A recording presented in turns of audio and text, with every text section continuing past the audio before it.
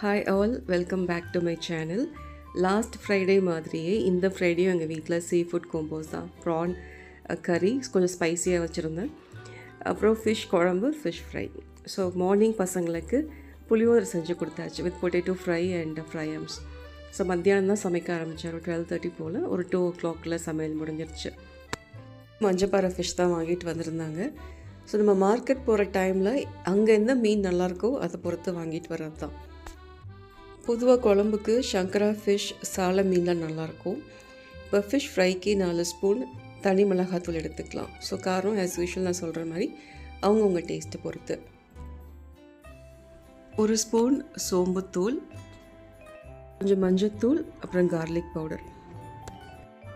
Garlic powder அந்தளவுக்கு free ஃப்ளோவாக வரல, எப்போயுமே கொஞ்சம் ஸ்டிக்கினஸ் இருக்குது. ஸோ லேஸாக ஸ்பூனை வச்சு ஸ்க்ரைப் பண்ணி தான் எடுக்கிற மாதிரி இருக்குது.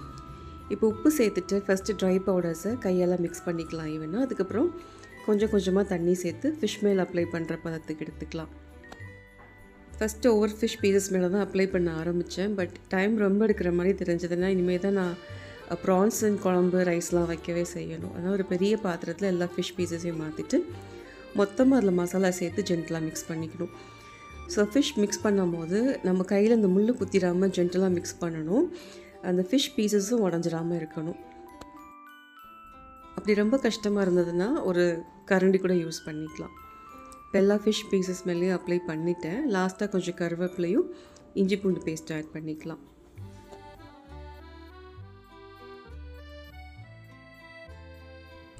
எல்லாம் நல்லா மிக்ஸ் பண்ணிவிட்டு நான் லாஸ்ட்டாக தான் இன்றைக்கி ஃப்ரை பண்ணேன். ஸோ குழம்பு, ப்ரான்ஸை அதெல்லாம் சமைச்சு முடிக்கிறதுக்கு இன்றைக்கி கிட்டத்தட்ட 1 hour ஆச்சு. ஸோ அது வரைக்கும் ஃபிஷ் நல்லா ஊறி வந்துருச்சு. இப்போ குழம்பு பண்ணுறதுக்கு ஒரு 2 to 3 கிளாஸ் தண்ணியில் சுடு தண்ணி லைட்டாக சூடு பண்ணியிருக்கேன். அதில் புளியும் கொஞ்சம் உப்பும் சேர்த்து ஊற வச்சுக்கலாம். புளி ஊறிட்டுருக்குற அந்த டைமில் சரி ப்ரான்ஸ் பண்ணிடலான்னு சொல்லி கடாயில் கொஞ்சம் கடுகு, சோம்பு, சீரகம், வெங்காயம் சேர்த்து நல்லா வதக்கிக்கலாம். வெங்காயத்தோட கொஞ்சமாக இஞ்சி பூண்டு பேஸ்ட்டு சேர்த்துட்டு அந்த பச்சை வாசம் கம்மியாகிற வரைக்கும் லேசாக வதக்கினா போதும். அதாவது இஞ்சி பூண்டோட வாசம் ரொம்ப டாமினேட்டிங்காக இல்லாமல் ஓவராக குக் ஆகிடாமையும் இருக்கணும். அந்த ஃப்ராக்ரன்ஸ் லைட்டாக அந்த ரெசிபியில் தெரிகிற அளவுக்கு வதக்கினா போதும். இப்போ ஒரே ஒரு சின்ன சைஸ் தக்காளியை கட் பண்ணி அதையும் ஆட் பண்ணி வதக்கிட்டு இது கூட 2 ஸ்பூன் மிளகாத்தூள், 1 ஸ்பூன் தனியாத்தூள், எண்ணெய் நிறையா சேர்த்துருக்கேன், நல்லெண்ணெய். ஸோ ஃபஸ்ட்டு லைட்டாக அதில் மிக்ஸ் பண்ணிவிட்டு அதுக்கப்புறம் வாஷ் பண்ண ப்ரான்ஸ் எல்லாமே ஆட் பண்ணிடலாம். மசாலா பவுடர்ஸ் சேர்த்துட்டு ஜஸ்ட் ஒரு ஃபியூ செகண்ட்ஸ் மிக்ஸ் கொடுத்தா போதும். கருகாமல் இருந்தால் தான் டேஸ்ட் நல்லாயிருக்கும். இப்போ ப்ரான்ஸ்க்கு தேவையான அளவுக்கு உப்பு சேர்த்துட்டு தண்ணி இதுக்கு தேவைப்படாது. இந்த மசாலா அந்த ப்ரான்ஸ் இருக்க தண்ணியே இது குக்காக சரியாக வரும். இப்போ பெப்பர் பவுடர் 1 ஸ்பூன் ஆட் பண்ணிவிட்டு நம்ம சிம்மில் வச்சுட்டோன்னா மூடி போட்டு தன்னால் நீர் விட்டு குக்க ஆரம்பிக்கும். இது கூட கொஞ்சம் கருவேப்பிலை, அப்புறம் பச்சை மிளகா 2 சின்ன சின்ன பீஸாக கட் பண்ணி போட்டேன். இன்றைக்கி நான் ப்ரான்ஸ் கொஞ்சம் ஸ்பைஸியாக தான் பண்ணியிருந்தேன். இந்த ப்ரான் ரெசிபி நம்ம சாதத்தில் போட்டு பிசைஞ்சோ சாப்பிட்லாம், சைட் டிஷ்ஷாக வச்சோ சாப்பிட்டுக்கலாம். அப்புறம் சொன்ன மாதிரி லேசாக நீர் விட்டு வேக ஆரம்பிக்குது. மூடி போட்டு வச்சிட்டோன்னா இன்னும் ஒரு ஃபியூ மினிட்ஸில் ப்ரான்ஸ் குக் ஆகி வந்துடும். ப்ரான்ஸ் வேக ஆரம்பித்ததும் வேறு அடுப்புக்கு மாற்றிட்டு நார்மல் பர்னருக்கு. இப்போ ஃபிஷ் குழம்புக்கு தேங்காய், சீரகம், முழு மிளகு, வெந்தயம், அப்புறம் லாஸ்ட்டாக கடுகு, இதெல்லாம் தண்ணி சேர்த்து ஒரு மசாலா ஃபார்ம் கரைச்சி எடுத்துடலாம். நல்லெண்ணெயில் கடுகு, சீரகம், அப்புறம் கருவேப்பிலை போட்டு தாளிச்சிட்டு ஒரு முழு வெங்காயத்தை ஃபைனாக சாப் பண்ணி ஆட் பண்ணியிருக்கேன். 2 பச்சை மிளகாவை கீறி போட்டுக்கலாம். இது கூடயும் கொஞ்சமாக கார்லிக் பவுடர் ஆட் பண்ணியிருக்கேன். ஒரு சிலருக்கு மீன் குழம்புல கிடக்கிற அந்த பச்சை மிளகாவை தயிர் சாத்துக்கு வச்சு சாப்பிட பிடிக்கும். ஸோ 2 கீரி போடும் போது காரம் இன்னும் கொஞ்சம் தூக்கலாக இருக்கும். கொஞ்சம் கார்லிக் பவுடர் லைட்டாக ஒரு மிக்ஸ் கொடுத்துட்டு புளி தண்ணி ஆட் பண்ணிக்கலாம்.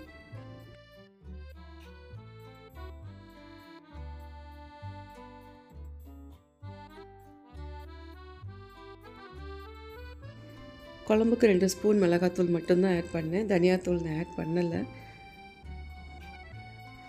வேறு எந்த குழம்பு தூளும் எக்ஸ்ட்ரா ஆட் பண்ணலை. ஸோ இந்த கொதிக்கிற டைமில் சாதம் வச்சிடலான்னு சொல்லி அரிசி அலசிட்டு ஒரு பக்கம் ரைஸும் வச்சுட்டேன்.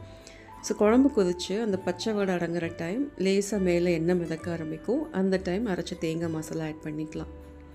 இது ஆல்மோஸ்ட் நம்ம புளிக்குழம்பு ஸ்டைல்லே தான் இருக்கும்.